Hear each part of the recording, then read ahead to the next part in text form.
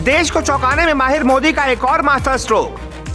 सुबह सुबह आई कट्टरपंथी संगठन पीएफआई बैन की खबर। इधर लोग पीएफआई बैन में लगे रहे, मोदी ने कर दिया एक और धमाका। शाम होते होते 80 करोड़ देशवासियों को दे दिया बड़ा तोहफा। अब तो जैसे मोदी मतलब ही मास्टर स्ट्रोक हो गया है। मोदी कब कौन सा फैसला ले ले कोई सोच भी नहीं सकता। यहाँ तक कि कभी कभी तो बड़े से बड़े धुरंधर राजनीतिक भी गच्चा खा जाते हैं। वो सोचते कुछ और हैं और मोदी फैसला कुछ और ले लेते हैं।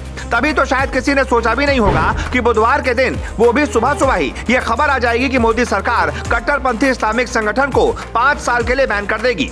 लेकिन मोदी और शाह की जोड़ी ने ये कर दिखाया और इस एक फैसले से विपक्ष समेत पूरे देश का ध्यान पीएफआई बैन पर ही लगा रहा। उधर शाम होते ही पीएम मोदी ने एक और मास्टर स्ट्रोक खेल दिया और खबर आई कि देश की 80 करोड़ जनता को मोदी सरकार ने बहुत बड़ी सौगात दी है, क्योंकि अब देश की जनता को कोरोना काल से ही फ्री में मिलने वाला राशन सिर्फ इसी महीने तक नहीं बल्कि 3 महीने और मिलेगा। जिसका मतलब साफ है कि इस पूरे 1 साल तक आपको फ्री में राशन सरकार देगी। केंद्र सरकार की तरफ से योजना को कोविड काल के दौरान अप्रैल 2020 में शुरू किया गया था। बाद में इसी साल मार्च 2022 में इसे 6 महीने के लिए बढ़ाकर सितंबर तक कर दिया गया था। और अब जब सितंबर का महीना खत्म होने ही वाला था, उससे पहले ही मोदी सरकार ने एक बार फिर इसे 3 महीने के लिए बढ़ाकर दिसंबर 2022 तक कर दिया है।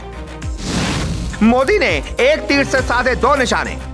देश में 30 त्योहारों और चुनाव का मौसम शुरू होने वाला है। यही वजह है कि फ्री राशन की डेडलाइन बढ़ाए जाने के फैसले को मोदी सरकार का मास्टर स्ट्रोक माना जा रहा है।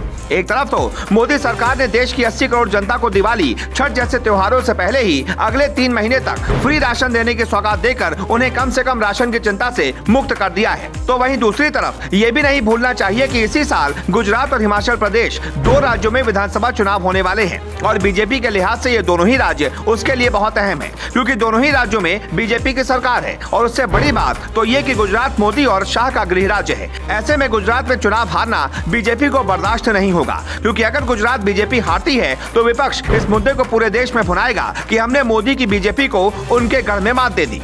यही वजह है कि बीजेपी फिलहाल कोई रिस्क नहीं लेना चाहती। इसीलिए मोदी सरकार ने फ्री राशन की डेडलाइन दिसंबर तक बढ़ा दी है, क्योंकि ये बात नहीं भूलनी चाहिए कि यूपी में अगर योगी आदित्यनाथ सत्ता में लौट कर आए हैं तो इसके पीछे सबसे बड़ी वजह में से एक फ्री राशन भी है, जिसका उदाहरण यूपी चुनाव के दौरान पीएम मोदी की हरदोई रैली में देखने को मिला था। जब पीएम मोदी ने एक बूढ़ी अम्मा का किस्सा सुनाया था कि कैसे उसने कहा था कि हमने तो मोदी का नमक खाया है, उन्हें धोखा नहीं देंगे, उन्हें ही वोट देंगे।